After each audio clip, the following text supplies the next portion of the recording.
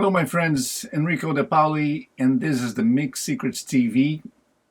So today I'm going to talk about a subject that a lot of people ask me when they are sending tracks to me to get mastered, to be mastered. If they should leave or not plugins in the master fader. Compressors, EQs, limiters. So I usually answer that question with another question, which is, why are those plugins there in the first place? What is the reason for them to be there? And when did they insert those plugins or analog processors, if that's the case? When were those processors inserted into the master fader during the whole mixing process? So I'm producing a singer or an artist from Northern California, and I have the mix up here. Her name is Z, and I'm gonna play a track, a mix that's pretty much done with quite a few processors in the master fader. I'll play a short section of it with those processors, and then I'm going to play without those processors. So we take a listen to the difference that they make in the impact that the song gives to the listener. So let's go with the processors in first.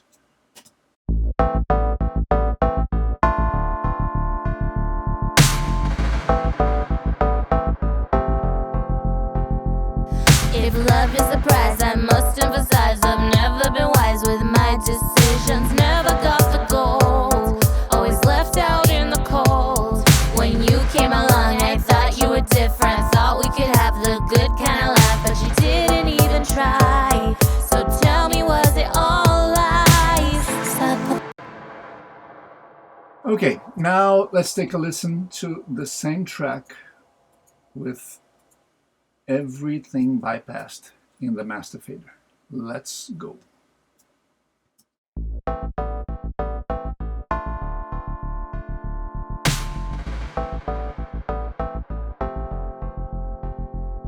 If love is a prize, I must emphasize I've never been wise with my decisions. Never got the gold, always left out in the cold. When you came along, I thought you were different. Thought we could have the good kind of life, but you didn't even try. So tell me, was it all lies? Stop all my cards on the table. Well, first and foremost, everybody noticed, and that's the first thing everybody would, raise their hand to say, well, it's lower. Yeah, it is lower, of course. But let's take a look on what each and every plugin is and why they are there and when I added them to the master fader during the mix process, so we can understand the whole idea behind these processes there better. Well, first I have an EQ, and I know that I added this EQ pretty much by the end of the mix, close to, or at least when the track was all together and sounding together. Of course, nobody's never gonna start a mix with an EQ into the master fader before you even heard and brought any fader up. That wouldn't make too much sense, although everything is possible. Of course, if you have like a very exquisite, very specific equalizer that you know the sound of it very well, and you know your mixing process very well, the way you mix, and you already always leave that there, well, that's your problem. And if you achieve good results, that way, that's fine too. But my point of view and my process usually is, I have a track going, everything is sounding together nicely, but for some reason I think the track lacks a little bit of sheen or air.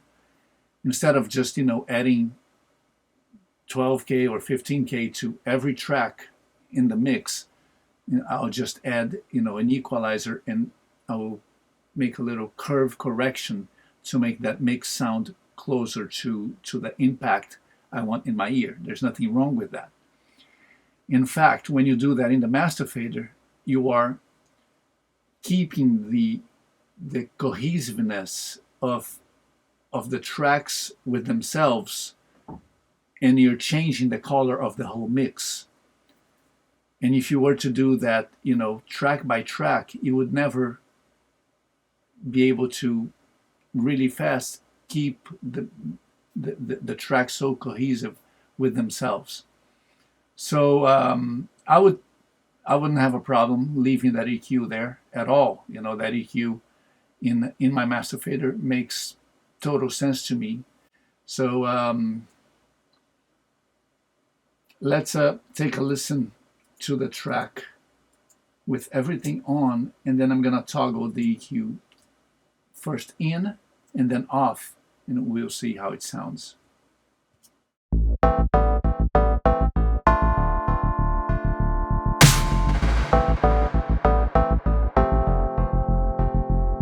If love is a prize, I must emphasize I've never been wise with my decisions. Never got the gold, always left out in the cold. When you came along, I thought you were different. Thought we could have the good kind of laugh, but you didn't even try. So tell me, was it all a lie?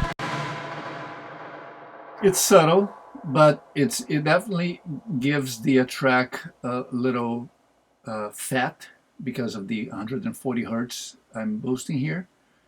I'm removing the nasal, which is around 500 hertz, like I'm just keeping that a little bit lower. I'm making a little dip here around 3K and a half, just 1.5 dB lower, just to keep the harshness and the metallic sound of the mix a little smoother. And I'm bringing up air here over 11K hertz, even less than 1 dB. This EQ is a linear phase EQ, very, very clean, very, very transparent. This is a godsend. I love this EQ. So it makes things really, really tight and subtle and shining. It's worth a try. So if I was to send this track to be mastered elsewhere, I would definitely keep this EQ in because it makes my whole mix sound better. So why not just leave it in? Next we have a multi-band compressor, which I remember adding this very close to the end of the mix.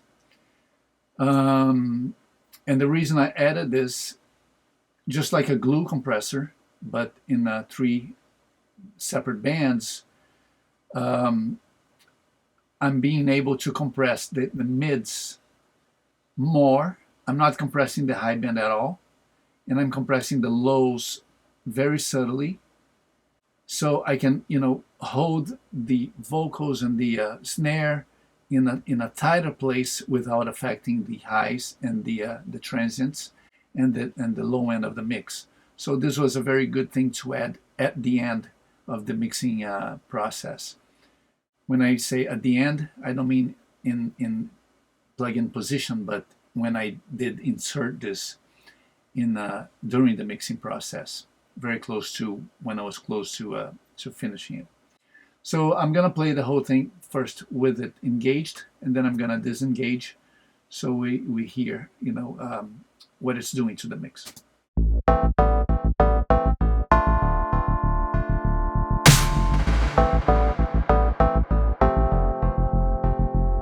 If love is a prize, I must emphasize I've never been wise with my decisions. Never got the gold, always left out in the cold. When you came along, I thought you were different. Thought we could have the good kind of laugh, but you didn't.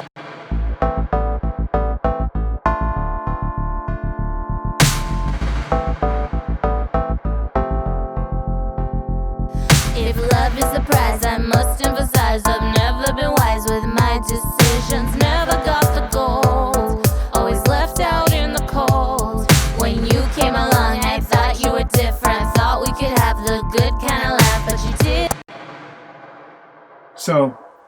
This last pass was without the old timer multi-band into the chain. It was bypassed, and it's a really good glue compressor because we can glue in sections. We can glue the vocals and the harmonic instruments without affecting the lows, the kick drum, the bass, without affecting the transients, the high frequencies.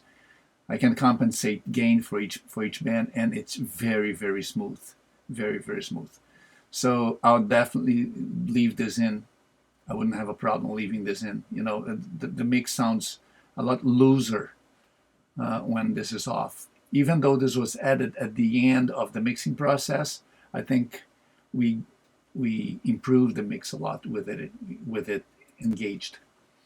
Next, we have a classic, also by PSP, and pretty much showcasing so many of great PSP plugins here because they're just so good, and I was experimenting with them in the Master Fader, and they really do a great job. This is a classic. This is the first PSP I ever known, possibly the first PSP plugin ever, but it was the first real analog plugin I ever known. It sounds analog, and I've done a review of this plugin, so I hope the link appears up here somewhere. This knee knob is a marvel. This is amazing. It does a amazing job with low-level compression. So I'm gonna play the section with and without the PSP, and we'll see what it's doing to the track. I'm saying PSP, but it's the vintage warmer. If love is a prize, I must emphasize I've never been wise with my decisions. Never got the gold, always left out in the cold.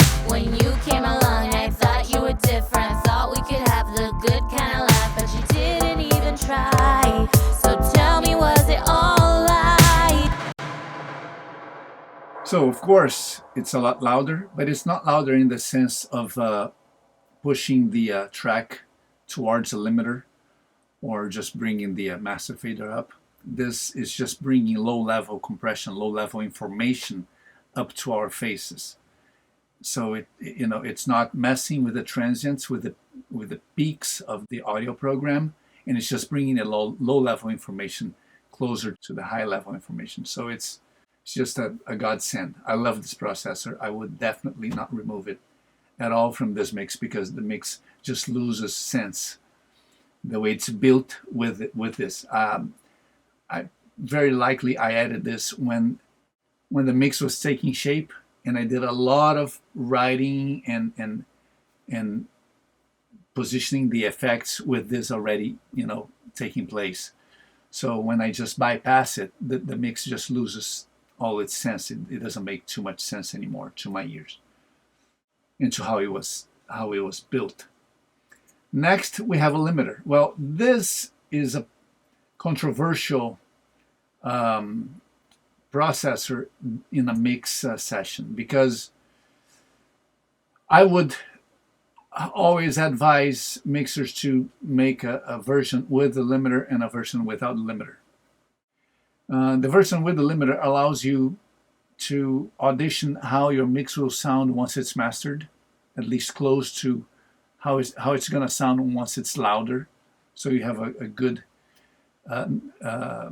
sense of how it's going to sound once your mix is sounding more limited and compressed, which is good. When you're sending rough mixes to your client, they always like to listen to it louder, so it's good to have the limiter there. But I would always send to the mastering house a version without the limiter, and with the limiter too, so they can know what you were hearing, what reference you had of your own mix when you were working on it. So, or when you were auditioning, or when your client was auditioning it. So I would definitely make one version with and one version without the limiter. Let's play with the limiter first and then without, so we hear what the limiter is doing to the track. If love is a prize, I must emphasize I've never been wise with my decisions. Never got the gold, always left out in the cold. When you came along, I thought you were different. Thought we could have the good kind of laugh, but you didn't even try. So tell me. Doesn't only add level, gain, it adds unity, because the same way a glue compressor or even a glue EQ into the master track, the master fader, the limiter processes all the transients of all tracks, all instruments together. So it shapes the envelope of your program so all tracks sound more cohesive and more together. If you overuse it, the average level of your track will just sound too loud, and it may start causing fatigue, to the listener and to yourself. Mixing gain is never my goal. To have a loud mix is not my goal, and I always use compression and limiting in a mix and in a master to achieve a certain sound, to achieve a certain impact of the music to my ears, to make it sound musical. So I wouldn't go for a limiter just to make it sound louder and louder and louder, because the streaming platforms will just bring your music down anyways. I would just make it sound musical in the way that the most musical way possible that you can audition your music sounding. That's how the limiter should work. So I would definitely make a version with and one without the limiter. Then, last but not least, I have a dither that's set to 24 bits because the high resolution the Pro Tools works. I'm just dithering down to 24-bit, which is the final file format. And if I'm outputting or generating a 16-bit format for the platforms or for a CD, I will dither to 16-bit. I wouldn't leave this off. So one thing I didn't mention was if you guys are sending your mix to a mastering engineer in stems, drums and a drum stem, a bass stem, a harmonic instrument stem, a vocal stem, in order to render, to bounce those stems, you're going to solo all the drums and effects, and only the drums will pass through the master track at that time of the bounce. Then you're going to solo the bass only, and only the bass will pass through all the processors, all the plugins. And then the harmonic instruments, guitars, keyboards, and their effects, and only them will pass through and then so on, and then the vocals. Since it's not the whole mix, every track together, that's going to be passing through the plugins all together, the dynamic processors will behave differently because they're going to be getting less energy, less gain of sound. Of course, drums by themselves will sound lower than the whole mix together. So the compressors will compress less if they compress. The limiter will just act less on top of the sound they're going to be receiving. So said that, it means that when the mastering engineer or yourself play all those stems together, it's not going to be exactly the same sound as your whole mix passing through the mastering plugins, the plugins in the master fader. So what I do in that case, as a mastering engineer, I suggest my clients to send to me a full mix passing through the processors as they did, so I can have a good reference of what they were hearing in their studio. And then I'll just keep in mind that the bounces, the stems being bounced, just wouldn't trigger the compressors as heavy as the whole mix together. In that case, I'll ask them to leave the limiter off I'll just limit the my mastering session, myself, but I'll be able to hear the bounce they made with the whole mix mastering chain active in their final mix bounce. So I hope the video was helpful. I hope it was a good opportunity to audition a little bit of these great PSP plugins on and off.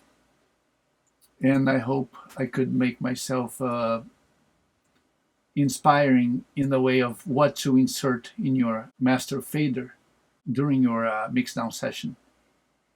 If you like the video, please click on like. If you really like the video, you're welcome to subscribe. And feel free to leave any comments or questions. And thank you, PSP, for the great tools. Thank you for your time watching, and hope to see you soon again. I'm Enrico De Paoli. This is the Mix Secrets TV. Bye-bye. If love is a prize, I must emphasize.